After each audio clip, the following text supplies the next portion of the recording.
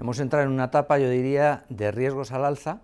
Esto se está confirmando por el lado geoestratégico, por el lado de inflación, por el lado de crecimiento y, con respecto al crecimiento, ciclo económico en estado de vulnerabilidad. Vamos a ver cómo se desenvuelve todo esto, pero bueno no es.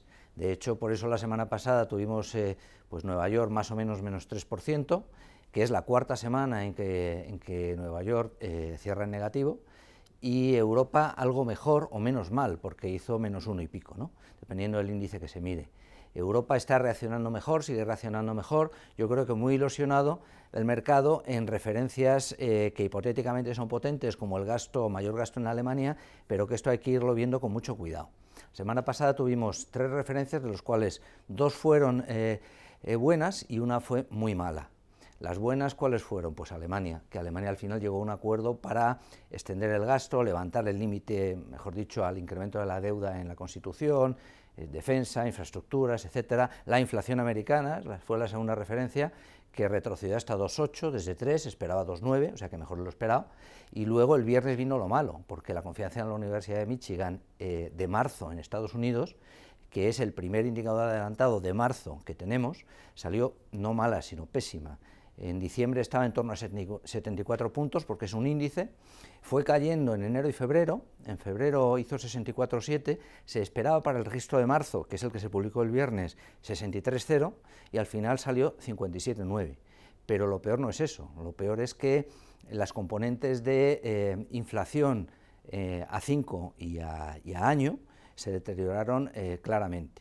La perspectiva a un año se fue a 4,9, estaba en 4,3, y la perspectiva a 5 años se fue a 3,9, que estaba en 3,5. Por lo tanto, tenemos perspectivas de inflación en Estados Unidos entre el 5 y el 4% en grandes números, ¿no? Y eso impide que haya ilusión porque la Fed pueda bajar tipos si se necesita para dar más crecimiento, ¿no? De manera que el viernes yo creo que el dato de Michigan fue francamente malo. E insisto, es un dato de marzo, es un dato adelantado, un indicador adelantado, y es especialmente importante por eso. Y esta semana vamos a tener, al final de la semana, eso sí, el jueves, 2 indicadores adelantados americanos muy importantes: el FILI, o el índice de sentimiento de la Fed de Filadelfia, que se espera retroceda hasta 12 puntos desde 18,1, y el Lead Indicator, el indicador adelantado, que se espera repita en menos 0,3%, o sea que son datos de marzo, por cierto, y esos son los que hay que mirar en indicadores de sentimiento, y estos indicadores de sentimiento que en Estados Unidos ya se empiezan a deteriorar es lo que hay que ir mirando, sobre todo si son de marzo, que son los primeros de marzo, porque son los primeros indicadores que nos van a decir algo, ¿no? Y desde luego lo que nos están diciendo, y yo creo que lo que van a ir diciendo, es que el ciclo económico está cuestionado por todo el asunto de aranceles, la nueva administración americana pues agresiva, con unas medidas erráticas, el abandono de Ucrania a su suerte, etcétera, ¿no?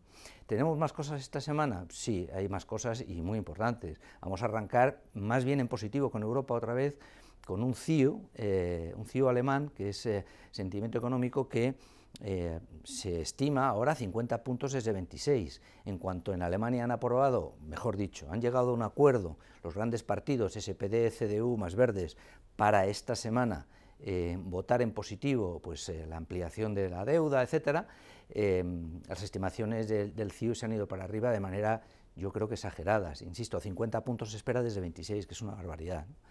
Tenemos, por tanto, también Alemania esta semana, el martes 18 y el viernes 21. El martes 18 lo votan en el Bundestag y el viernes 21 en el Bundesrat, Cámara Baja y Cámara Alta, que lo aprobarán seguramente porque es la legislatura antigua. La nueva empieza el día 25 y se tienen que dar prisa. Esto yo creo que animará un poco a Europa, ¿no? Aparte de esto que tenemos 7 bancos centrales ni más ni menos. El único que bajará tipos será Suiza, y es irrelevante porque Suiza va a otro ritmo, en otra situación, no tiene casi inflación, bajará 25 puntos básicos hasta 0,25. La Fed, el Banco de Inglaterra, el Banco de Japón van a repetir, Japón en 0,50, Banco de Inglaterra en 4,50, la Fed en 4,25, 4,50, la Fed publica el cuadro macro actualizado, y esto es muy importante porque seguramente revisará la baja de crecimiento e indicadores principales, y tal vez la inflación al alza un poco, vamos a verlo, ¿no? Y el dot plot, que se llama el diagrama de dónde se sitúa cada consejero, esto sí que es importante, ¿no? Y eso lo completamos con los indicadores de sentimiento que he comentado, el FILI y el leading, y es probable entonces que tengamos una semana tan delicada como la pasada, que arranque bien con Europa. La ilusión de Europa hay que tenerla, hay que ponerla en su sitio, esto es más gasto, es decir, son más impuestos futuros, es más deuda, no son estímulos fiscales por bajadas de impuestos, esto hay que dejarlo claro, y por lo tanto la ilusión de Europa se puede ir diluyendo poco a poco a medida que Estados Unidos va ofreciendo indicadores adelantados de sentimiento que se deterioran.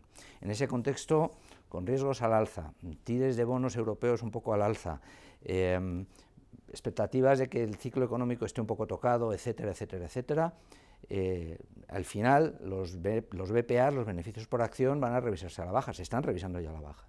En este contexto es muy complicado que la bolsa lo haga bien, de manera que tenemos que estar preparados para ir encajando esto y poniéndonos de manera un poquito más conservadora, poco a poco, no agresivamente, pero sí ir siendo más conservadores. Muchas gracias.